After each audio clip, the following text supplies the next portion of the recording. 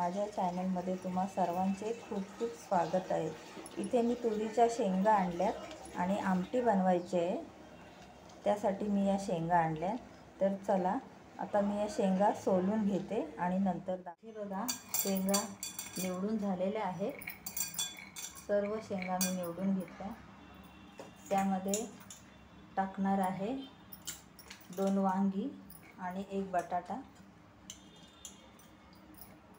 वांगी आणि बटाटा छान असं मी कट करून घेतलं। आता मी पाणी टाकते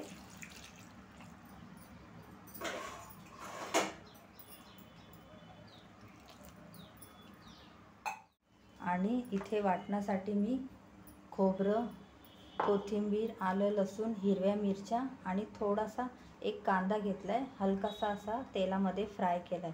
हिरव्या वाटणात मी बनवणार आहे। आता हे वाटण छानपैकी बारीक करून घ्यायचं आहे। वाटण असं छान बारीक करून घेतले। तर चला आता पुढे दाखवते। इथे बघा कढई ठेवली, त्यामध्ये तेल टाकले। तेल छान असं तापलेलं आहे।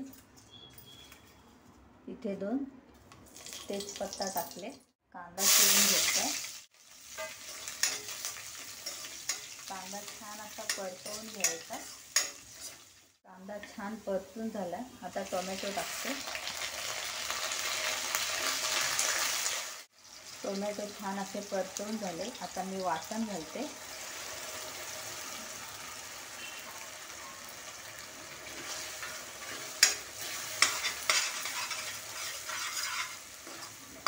आणि वाटण पण छान असं परतवून घ्यायचं।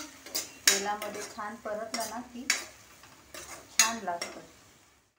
थोडी हळद टाकते, गरम मसाला।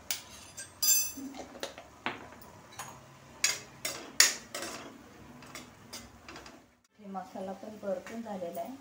तर आता इथे सर्व वांगी, बटाटे आणि तुरीचे दाणे छान असे मिक्स करून घ्यायचे।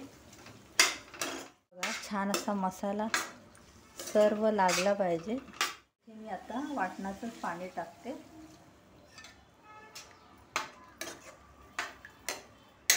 किती आपल्याला घट्ट पाहिजे, पातळ पाहिजे त्यानुसारच आपण पाणी टाकायचं।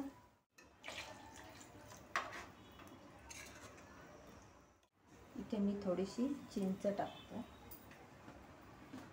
आणि चवीपुरतं मीठ।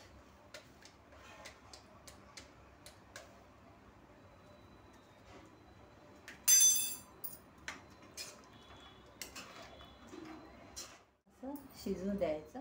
मी झाकण ठेवते।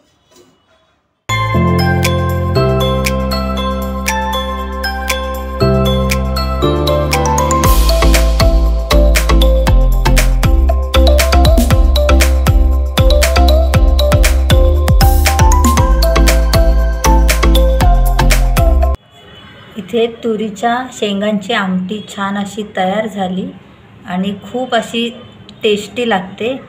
सोबत भाजी, लोणचं, मिरचीचं लोणचं, चपाती, राईस। व्हिडिओ आवडला असेल तर लाईक, शेअर आणि पटकन सबस्क्राईब करा।